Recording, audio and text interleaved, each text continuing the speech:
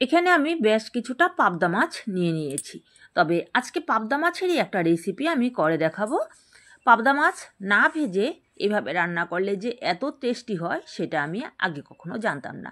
এখানে পাবদা মাছগুলো বেশি বড়ও না ছোটও না, মিডিয়াম সাইজের আছে। পাবদা মাছগুলোকে আমি কেটে ধুয়ে পরিষ্কার করে নিয়েছি।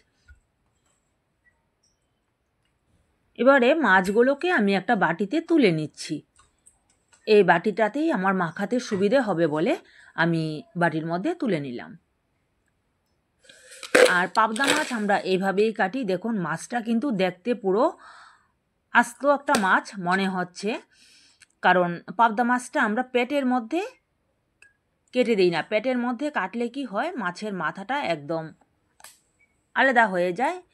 মাছের উপর দিকটা দিয়েই আমরা কাংসাটার সাথে একসাথে তার পেটের যে অংশগুলি নোংরাগুলো থাকে সেগুলো আমরা বের করে ফেলি, বের করে তারপর ভালো করে দিয়ে ফেলি। এভাবে কাটলে কি হয়, মাছটা পুরো আস্ত দেখা যায়। কথা বলতে বলতে আমি মাছের মধ্যে নুন, হলুদ, 1 চামচ কাশ্মীরি লঙ্কার গুঁড়ো আর 1 চামচ জিরের গুঁড়ো দিয়ে দিয়েছি। আর এদিকে নিয়েছি সামান্য একটু রসুন, আদা, কাঁচা লঙ্কা আর একটা মাঝারি সাইজের পেঁয়াজ, আর কিছুটা টমেটো পাতলা করে কেটেছি, আর কিছুটা টমেটো একটু বড় বড় টুকরো করে কেটে নিয়েছি। এবার কি করব, টমেটো, পেঁয়াজ, কাঁচা লঙ্কা আর রসুন কিন্তু ছোট ছোট সাইজের 4 পিসের মতো রসুন আছে এখানে। সবগুলো মশলা এই যে উপকরণ আমি একসাথে একটা মিক্সার জারে দিয়ে একটা পেস্ট বানিয়ে নেব। আর এই টমেটোগুলো আমি পেস্ট করব না, এটা আমি আমার পরে কাজে লাগবে। মশলাটা আমার পেস্ট করা হয়ে গেছে। একদম খুব বেশি যে চন্দনের মতো মিহি পেস্ট সেটা করবেন না, একটু যাতে থাকে পেঁয়াজের অংশটা একটু দানা দানা থাকে ওই রকম টাইপের করে এটাকে পেস্ট করতে হয়। পেস্টটা করার পর সেই মশলাটা আমি এখানে সমস্ত মাছের উপর দিয়ে দিলাম, দিয়ে হাতে ভালো করে এটাকে মাখিয়ে নেব।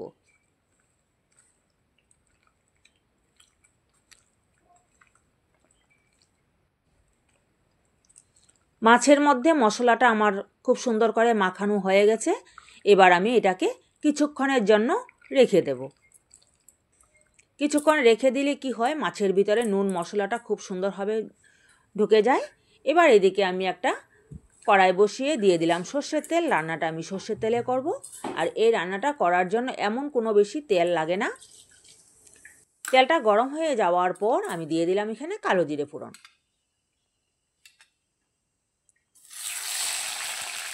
কালো জিরেটা ফোড়ন দেওয়ার পর যে টমেটোগুলো আমি রেখে দিয়েছিলাম সেই টমেটোটা দিয়ে দিয়েছি। তেলের মধ্যে টমেটোটা দিয়ে কিছুক্ষণ একটু নেড়ে চেড়ে টমেটোগুলোকে আমি নরম করে নেব। তার সাথে দিয়ে দেব আমি এখানে পরিমাণ মতো লবণ আর সামান্য একটু হলুদ গুঁড়ো।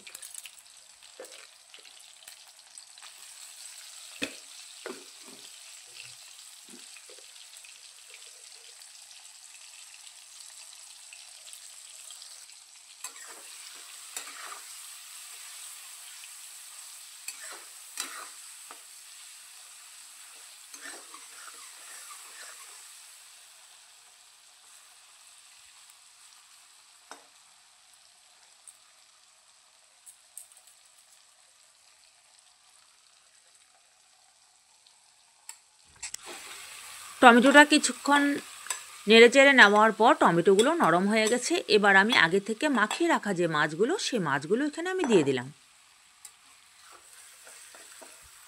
মাছগুলো দেওয়ার পর মাছগুলোকে একটু তেলের সাথে একটু উল্টে পাল্টে একটু মিক্স করে নিচ্ছি। আর কিছুক্ষণ বাদে বাদে কড়াইয়ের তলাটার মধ্যে যাতে লেগে না যায় সেজন্য একটু খুন্তিটা দিয়ে একটু নেড়ে দিতে হবে। বাস এতটুকুই।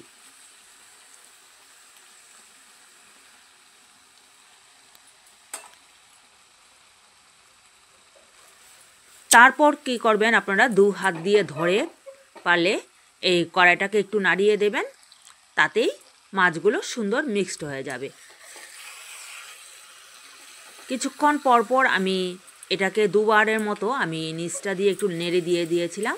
এবার কিন্তু আপনারাও দেখতে পাচ্ছেন মশলার থেকে তেল ছেড়ে দিয়েছে। মাছগুলো খুব সুন্দরভাবে সাতলানো হয়ে গেছে আমার। এবার আমি যে বাটিটায় সব কিছু মাখিয়ে নিয়েছিলাম সেই বাটিটা ধুয়ে সামান্য পরিমাণ আমি জল দিয়ে দিলাম। এই রান্নাটায় বেশি ঝোল হবে না, একটু মাখো মাখো টাইপের থাকবে, তাতেই খেতে ভালো লাগে।